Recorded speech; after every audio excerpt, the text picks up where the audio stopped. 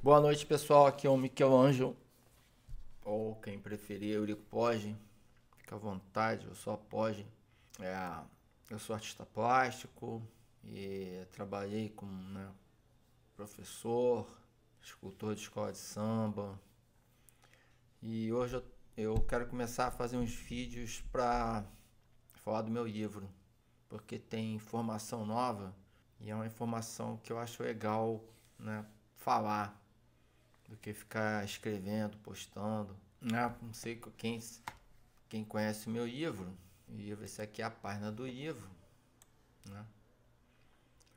Por enquanto só tem 310, pessoas. Mas enfim, estamos começando. O livro é esse aqui. Bom, para quem não sabe por que eu me apresento com o Michelangelo na frente, eu tenho uma história de vida entrelaçada com esse personagem da história. Eu era surfista, não estava nem aí para nada, e não tinha informação nenhuma e, né, a vida do Michelangelo, informações da vida dele, né, apareceram na minha vida e a arte também. Eu acho que é muito justo que eu coloque, para ser mais sincero, colocar o Michelangelo junto do meu nome, porque antes disso eu não tinha arte nenhuma. Mas enfim, lá nos anos 80, né, quando comecei a tomar contato, num determinado ponto eu peguei o fio da meada do teto da Capela Sistina. Bom, para quem já leu o meu livro, tá lendo, né, o que eu conto aqui, né?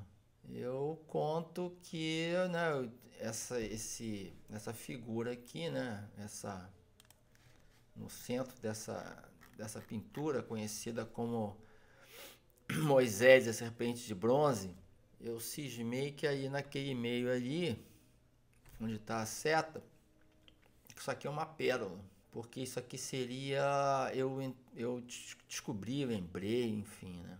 Essa história de lembrar, de falar que lembrar é um troço complicado, porque, né, enfim.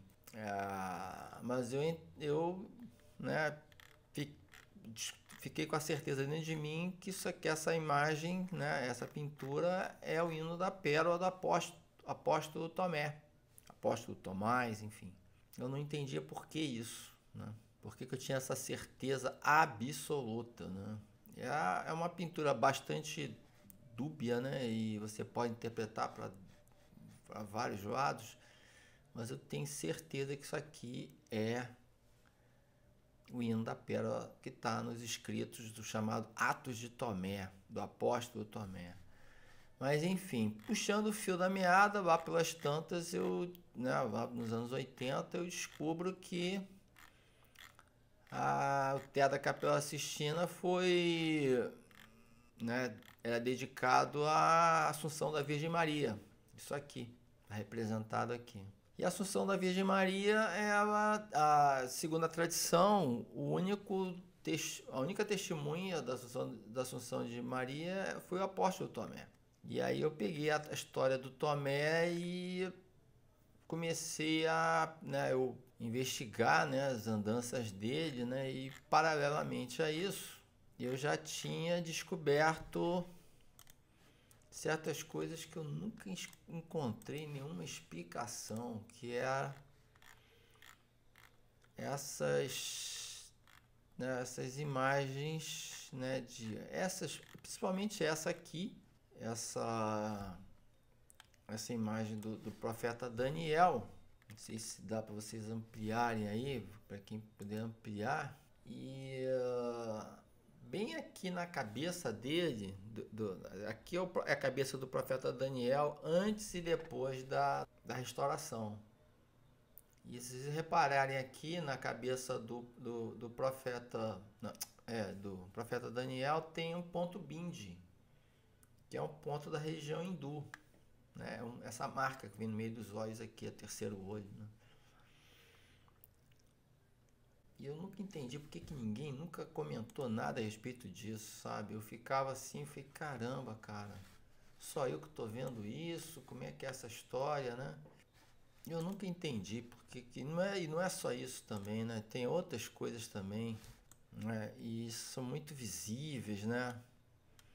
Outra que é muito visível, eu tô vendo isso desde meus 20 anos, é esses ajudantes aqui perto da Silva Pérsica, né? Você olha e você vê que isso aqui são dois indianos, né? Dois sadhu yogi, como chama, né?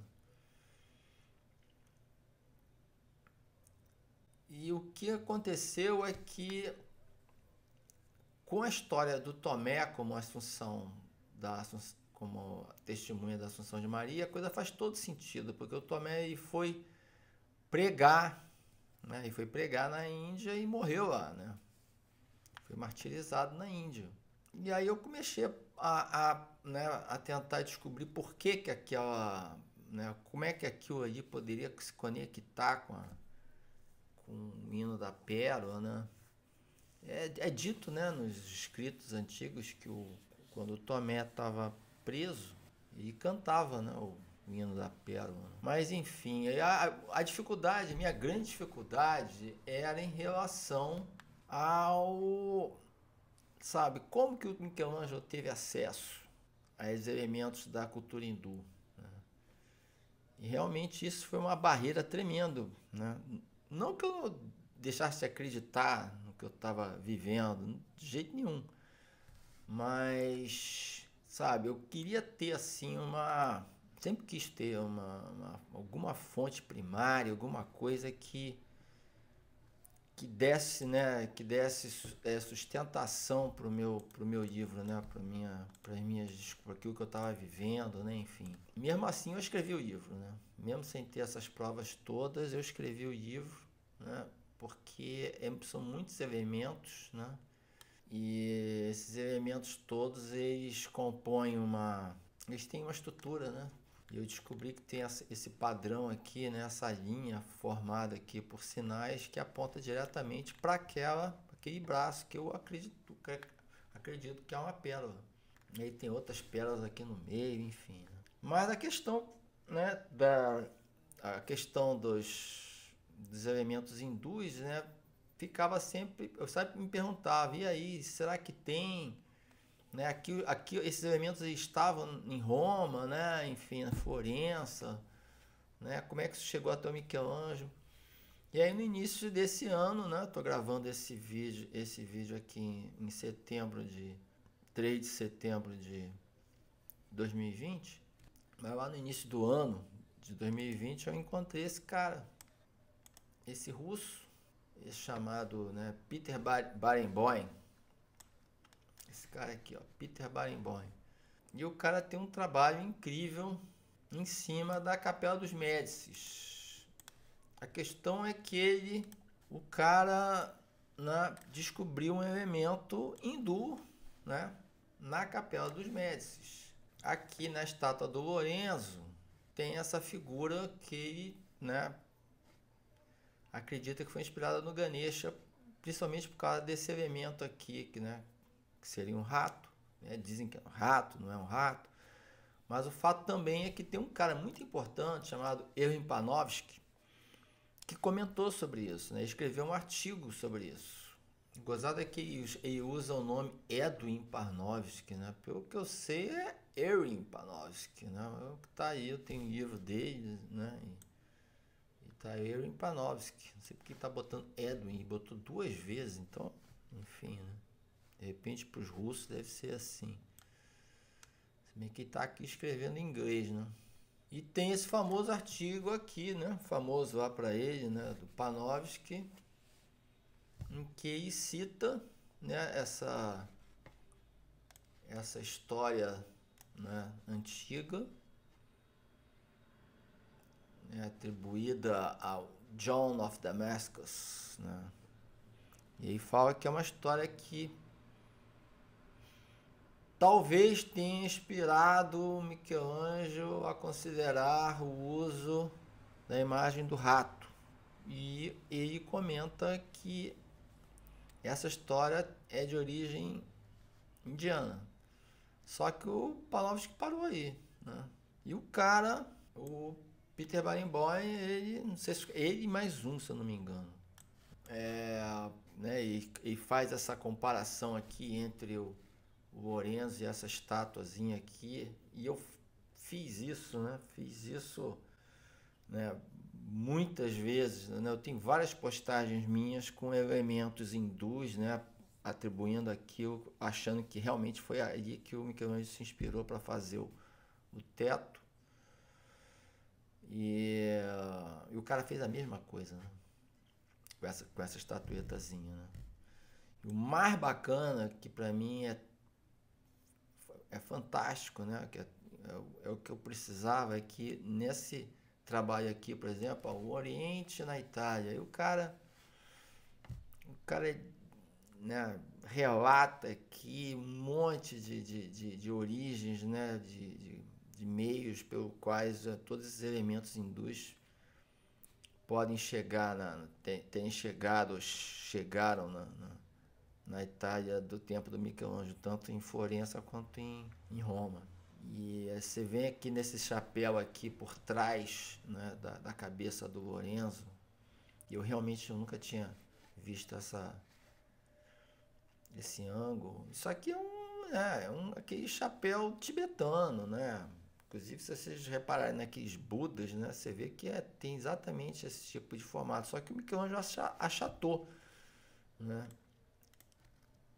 Achatou o negócio para não dar na vista, né? Aqui é o tal do rato, né? Que tem aquela relação com a divindade do Ganesha, né? Ganesha é esse elefante, essa divindade com cabeça de elefante, né? Que tem esse bichinho aqui. E se você reparar nas formas também, você vê uma relação realmente muito clara. E talvez a outra coisa também muito interessante é o braço do Lorenzo, né? Esse braço do Lorenzo aqui, ele faz esse gesto, né? Esse mudra, né? Que chama, que é esse gesto de... Se Michelangelo tivesse feito assim, né? Aquele gesto que a pessoa fica, né? Quando vai meditar, né, com aquela mão assim. Se Michelangelo tivesse feito assim, como o próprio Peter Barenboim comenta, né, todo mundo saberia desde aquela época que isso aí é de origem oriental, de influência oriental. Mas não, o que o Michelangelo fez? Ele pegou e virou, né? Virou a mão para não dar muito na vista, ficou assim, né? Se vocês olhem aqui direitinho, vocês veem o dedinho aí fazendo o mudra, né?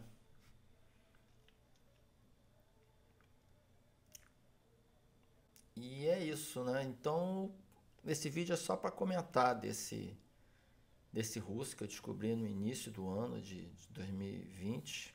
Eu mandei eu tentei encontrar ele na internet, o cara não existe. Aí eu encontrei a Maria Mironova, que é a editora, muita gente boa, muita gente fina, foi muito legal comigo, me passou, né, com a autorização lá do cara aí, né, que é todo importante, me passou o contato dele, mandei e-mail contando, né, e até elogiando o cara, né, enchendo a bola do cara para o cara não ficar, sei lá, né.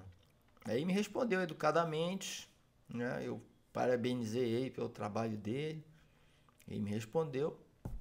Aqui vocês podem ver que ele está falando do Buddhist Mudra, The Mudra of Knowledge. Ele está falando aqui que ele realmente retratou esse gesto do Buddhist Mudra, né? E é um mudra do conhecimento, né? Depois eu mandei outro e-mail para ele, né? Ele falou que ia responder com comentários no meu livro. Até hoje ele não respondeu. Não sei se o cara ficou bolado comigo. Um maluco lá do Brasil se apresentando com Michelangelo, manda aquela história. O cara, né, meio que cagou sangue aqui pra tá se ralando aqui para provar que na Capela dos Médici tem isso aqui. Eu chego pro cara e digo que tá lotado de coisa hindu no teto da Capela Sistina, né? Eu mandei e-mail para ele grandão com as imagens, falando que isso aí eu tô vendo isso aí desde meus 20 anos, né? Desde os anos 80.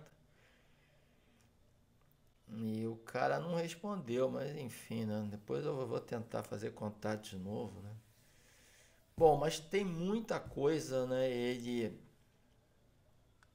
Ele se debruça sobre a questão da Maria, né? Mas isso aí eu vou deixar para um outro vídeo, né?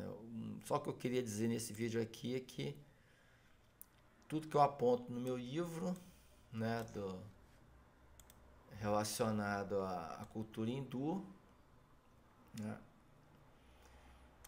que é, que é a base do meu livro todo, né? Enfim, né, eu explico tudo isso aqui, né, em cima da história do Tomé, né, e os símbolos hindus estão em toda parte, né? O trabalho do Peter Barenboim, ele dá subsídio para tudo isso aqui, né? Eu tinha muita dúvida, né? Eu falei, caramba, cara, será que eu tô maluco? Tô vendo coisa, né? Se bem que eu nunca, sabe, eu nunca arredei pé, sabe, do que eu descobri do teatro, tanto que eu fiz o livro, né? Não tinha como, não tem como negar isso pra mim mesmo, eu sei que é isso, que isso aí tá correto, né? Os elementos são muito evidentes, muito presentes, né? E é isso, eu só queria mesmo era comentar sobre esse contato, né, esse trabalho, essa questão aqui toda da Maria e aborda também na Capela dos Médici, eu comentei com ele, né, que fica parecendo que o Michelangelo está interessado na religião hindu, mas não, ele está interessado na questão da Imaculada Concepção de Maria. Né? No Teatro Capela Sistina ele faz uma ode à Assunção de Maria, né? Mas só que para falar de Maria ele sempre vai falar da, da, da ideia da Imaculada Concepção, ou Miraculosa Concepção, enfim. Eu acho que isso aí permeia o trabalho do Michelangelo inteiro. No próximo vídeo eu vou mais fundo nesse aspecto da Maria, que é central, né?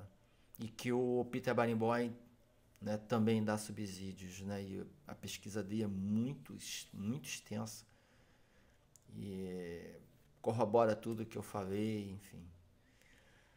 Né? Dá um monte de fontes primárias, né? De citações, né? Coisa que eu nunca pesquisei, né? Eu botei no livro que me veio na cabeça, que eu vi, né? No Teatro Capela Sistina, né? Basicamente foi isso. Bom, valeu, né? Em breve eu vou postar mais sobre essa questão aí do Teatro Capela Sistina e da imagem de Maria na obra de Michelangelo. Valeu, um abraço.